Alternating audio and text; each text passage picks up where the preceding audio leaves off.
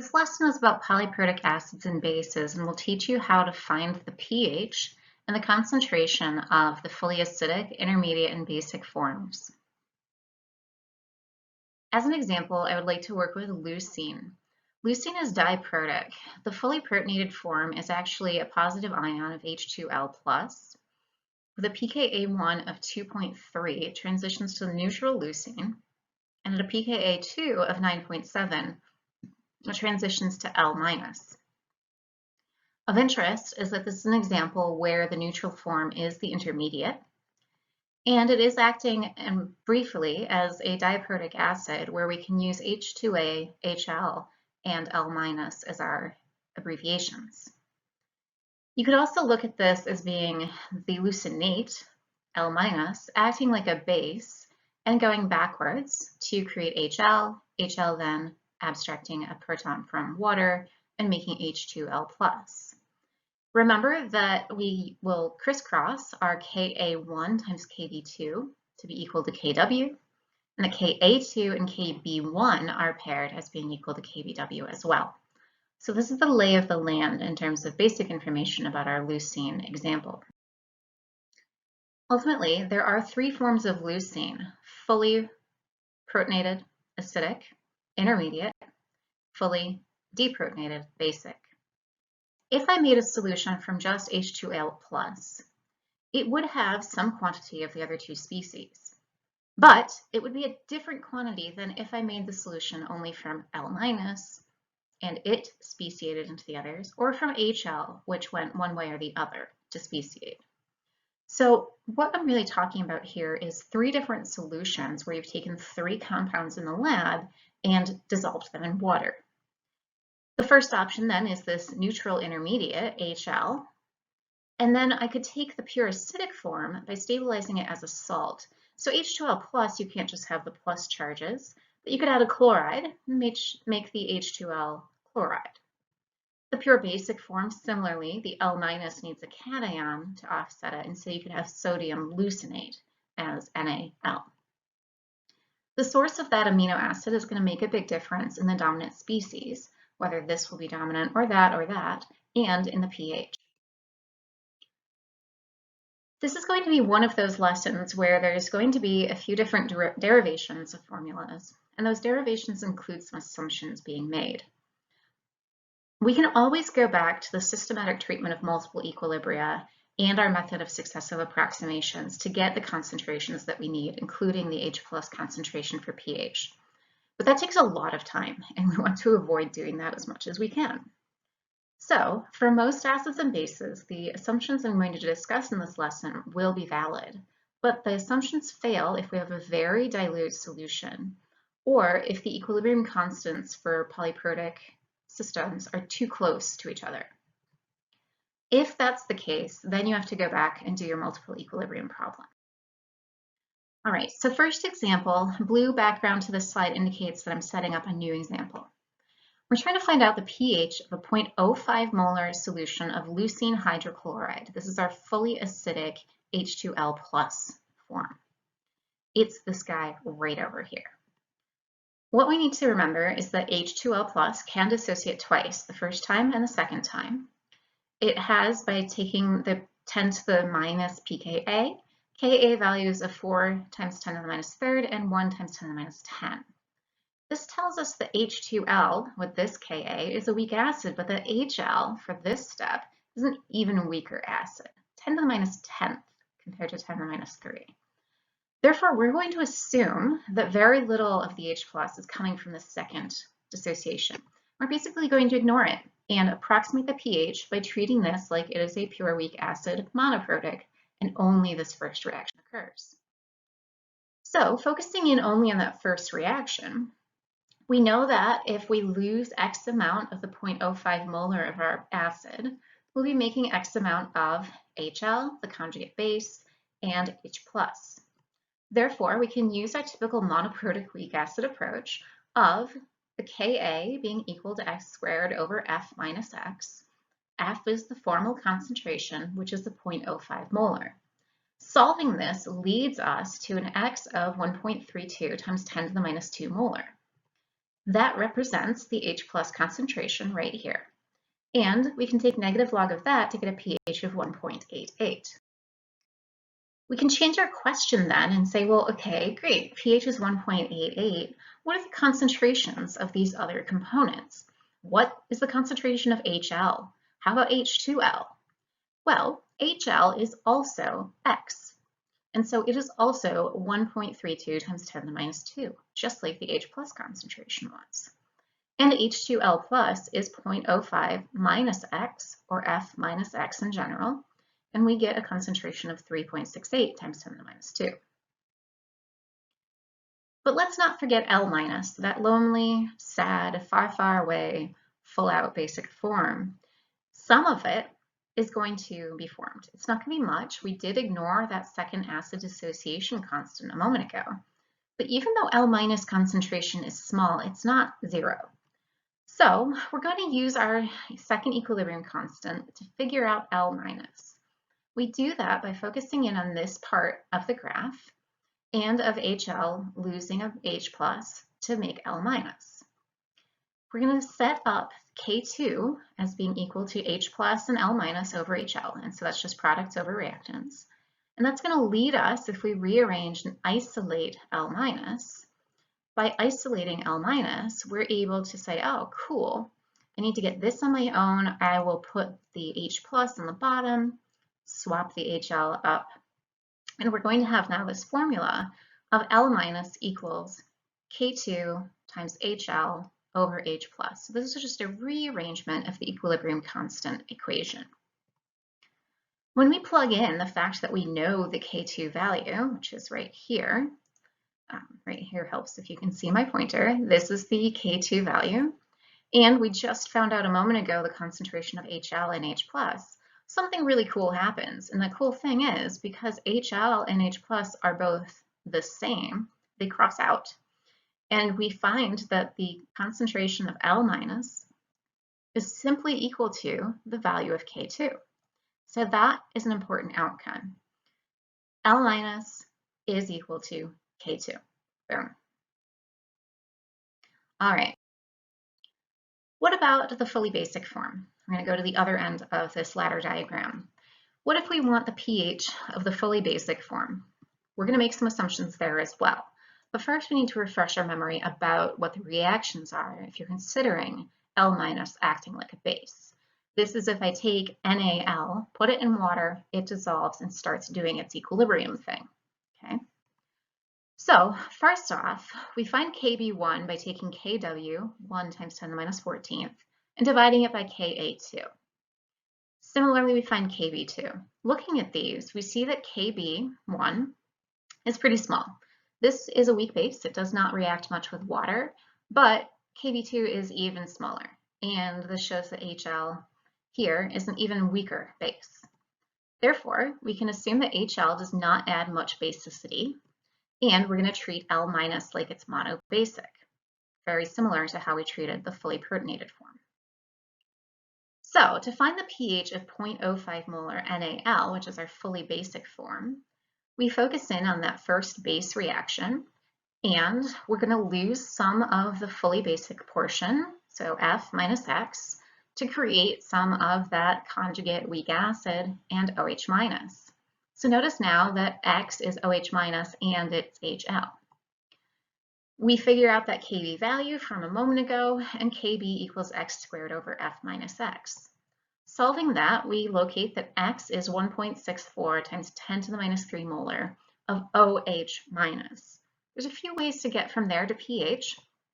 One of them is to remember that H plus is equal to Kw over OH, or that's Kw over X, and that ends up calculating out to 6.1 times 10 to the minus 12, and negative logging this gives a pH of 11.2. So that's the question that we've answered. We can change our question to ask us about what L minus and HL concentrations were. And since X is also the HL concentration, and we just found X of 1.64 times 10 to the minus 3, we find that that is the concentration of HL. It's X. Similarly, L minus is 0.05 minus that, and in general, that's F minus X. And so I get a number for that as well. Like before, we don't want to forget completely about the species at the total other end of the ladder diagram. It can be generated in small proportions from our intermediate, and its concentration is again very small, but not zero. So we look at the second base reaction and the fact that Kb is equal to products over reactants. And remember, water does not show up because it's a pure liquid. And we will put in this assumption where, on the prior slide, it's not even an assumption, but the observation that OH and HL are both X, and so they cancel out. And therefore we get that the concentration of H2L plus is simply equal to Kb2. All right, we have a third form. We have the intermediate form. So what if I make a solution where I just dissolve neutral intermediate leucine, HL, in water? What's its pH? Well, HL is kind of entertaining, right? This intermediate form is amphiprotic. Amphiprotic means that it's an acid because it can donate a proton. So here's the acidic reaction, HL donates that proton and makes its conjugate base.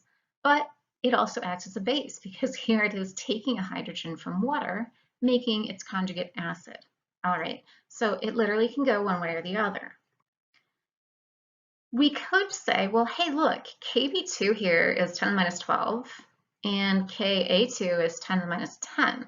So like Kb2 being smaller, can we just ignore it? But unfortunately, you can't. You can't ignore it because when you create this OH minus here, then it's going to be consumed by the H plus from here.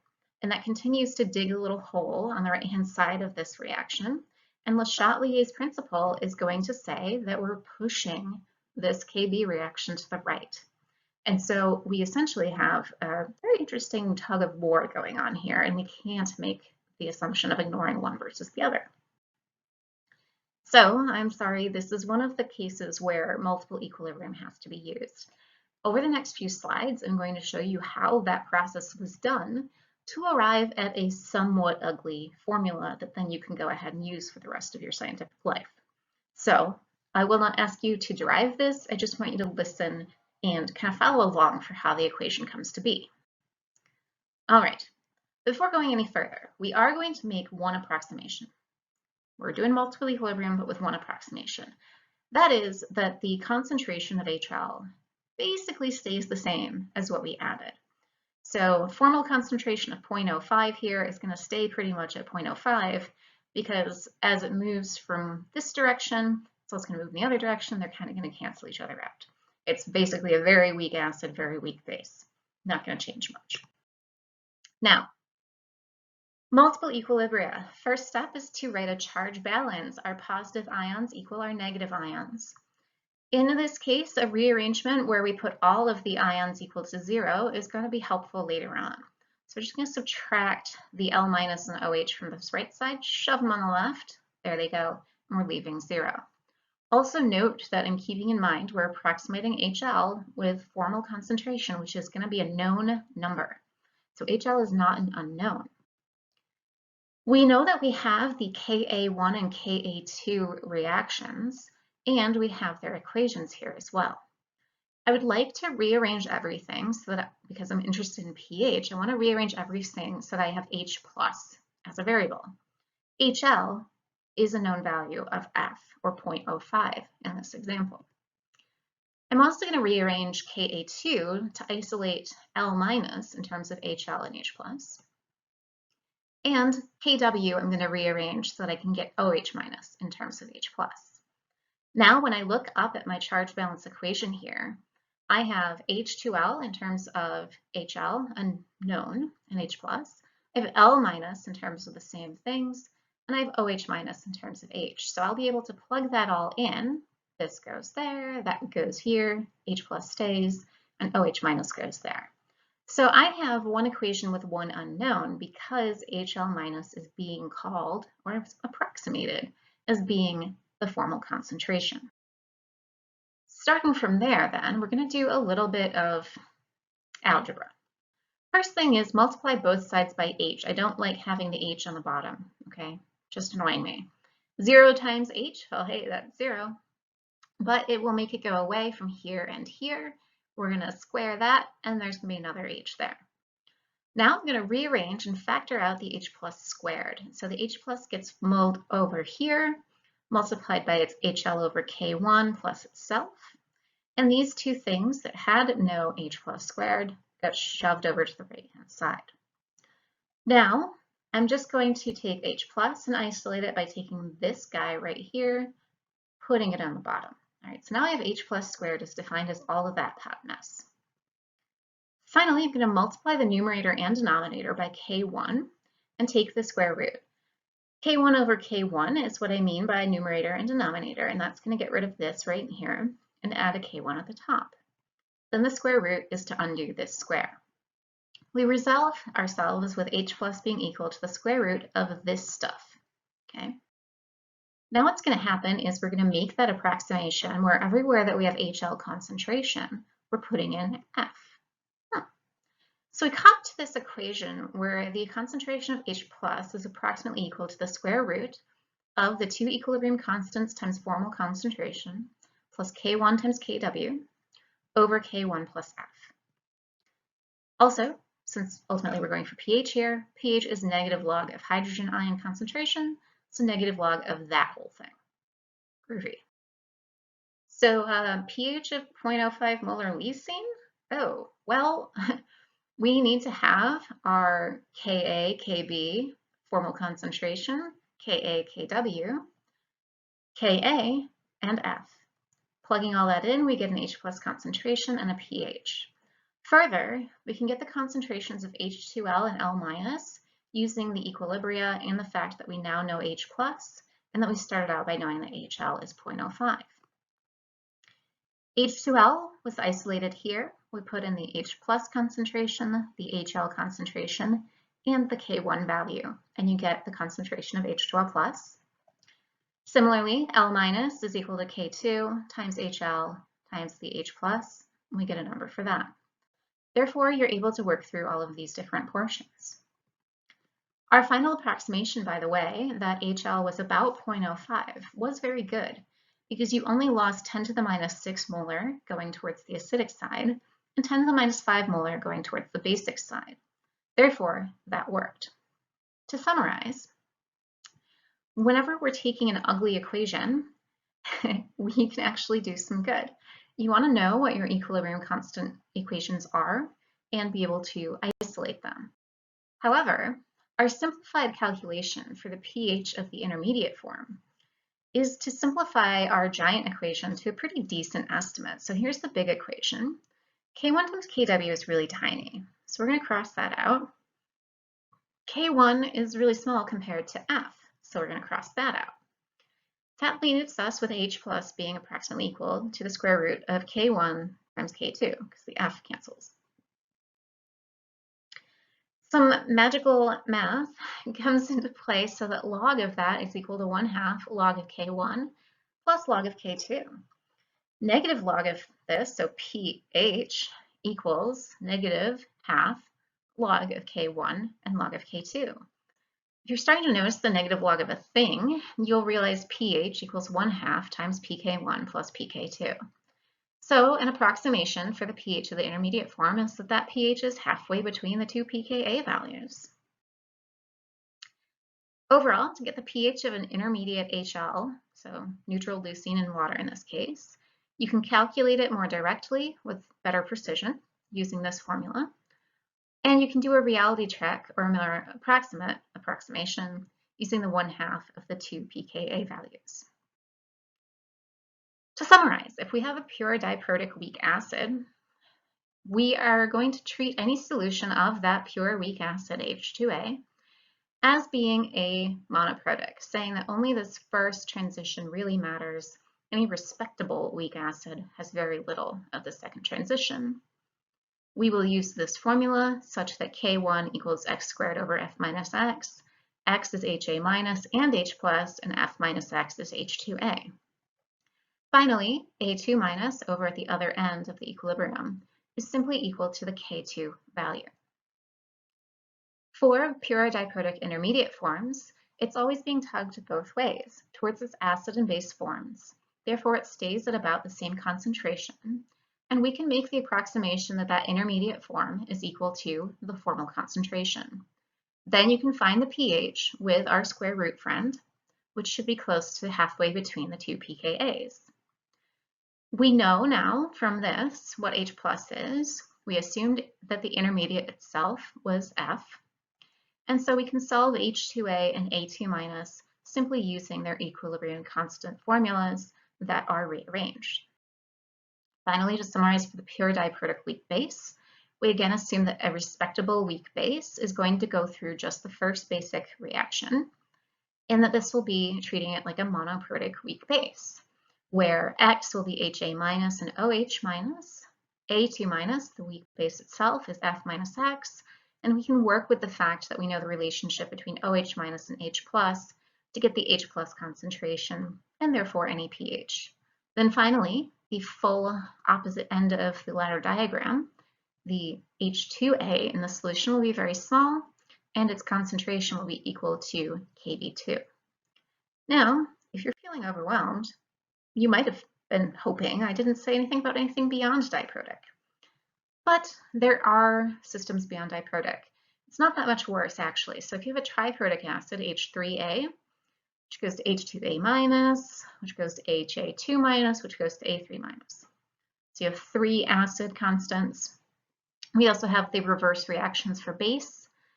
We're going to have it such that the Ka and Kb are crisscrossed, so Kb3 and Ka1 relate. Kb1 and Ka3 relate, and the middle, Kb2 and Ka2 relate. If you have the pure weak acid, you're again going to treat it like a monoprotic pure weak acid, Ka equals x squared over F minus x, etc. This intermediate here, the first intermediate, is going to be treated as the intermediate form where we're using its neighboring K values, K1 and K2, and you've got the formal concentration there. HA2 minus, which is the second intermediate, is again going to be treated as an intermediate form. The only difference is that you're using different Ka values. You're using the neighboring Ka values, K2 and K3, and the one on the bottom is the early K2, as opposed to here, early K1. Finally, if you have the fully basic form of A3 minus and you're going back the other way up the ladder, then you're going to treat it like it's monobasic, finding its Kb1 value. Okay, really you need to work on problems with this. I do have the slides as well. You can pause the video at any point and follow along with the formulas. Thanks, bye.